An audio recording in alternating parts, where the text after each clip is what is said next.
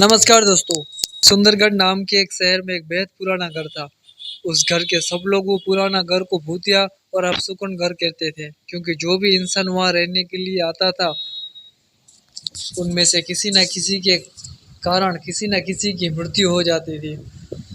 इसलिए वो घर खरीदने के लिए कोई भी तैयार नहीं होता था और ना ही वहां पर कोई किराए पर रहने के लिए जाता था। दोस्तों, एक बार सुरेश नाम के एक व्यक्ति ने वह घर को बहुत ही कम कीमत में खरीद लेता है और वो अपने बेटे सोनू के साथ सारा सामान लेकर वहां पर रहने जाता है।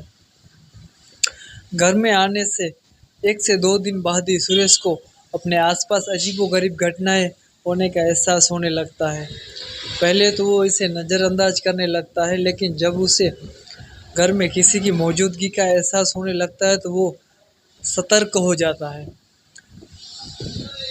कुछ दिनों बाद सोनू दौड़ता हुआ सुरेश के पास आया और कहने लगा कि बाथरूम में पानी अचानक बंद हो गया है पापा।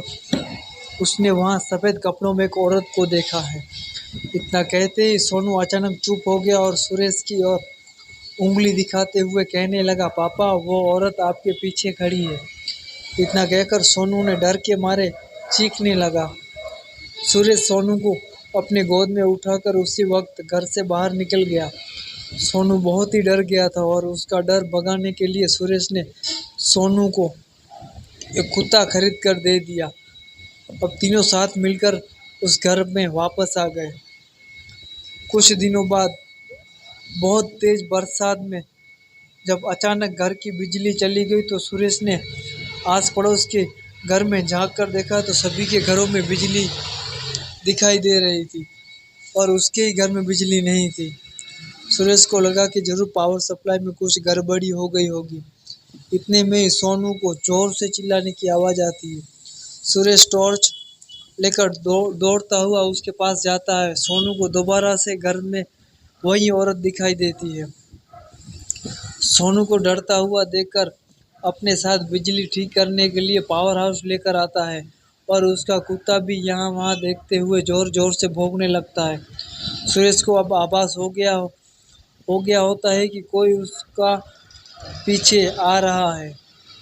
पावर हाउस की दरवाज़ा खोलते ही सुरेश को एक लाश दिखाई देता है। लाश देखकर सोनू भी डर के मारे जोर से चिल्लाने लगता है। वह लाश देखकर सुरेश अपने बेटे को लेकर तुरंत वहां से भाग जाता है। पावर हाउस से निकलते हुए अचानक सुरेश पैर दरवाजे में लकड़ियों की सीढ़ी में फंस जाता है और बहुत ही कोशिश करने के बाद भी सुरेश ने अपने पैरों को छुड़ा नहीं पाता है। सोनू अपने पापा को बाहर खींचने की बहुत कोशिश करता है, लेकिन काफ़ी प्रयास करने के बाद भी सोनू ने अपने पापा को बाहर नहीं निकाल पाता है। कोई उपाय ना देखते हुए सोनू अपने कुत्ते को लेकर वापस घर के अंदर चला जाता है और दरवाज़ा खुद ब खुद बंद हो जाता है। सुरेश भी 10-15 मिनट बहुत कोशिश करने के बाद अपने पैर छुड़ाने में सफल हो जाता है। सुरेश दौड़ता हुआ घर के अंदर जाता है और सोनू की तलाश करने लगता है, लेकिन सुरेश को ना ही सोनू दिखाई देता है ना ही उस कुत्ते को दिखाई देता है। बहुत ढूंढने पर भी जब दोनों नहीं मिले तब सुरेश निराश होकर दोबारा मिलने की आस में वहीं बैठ जाता है।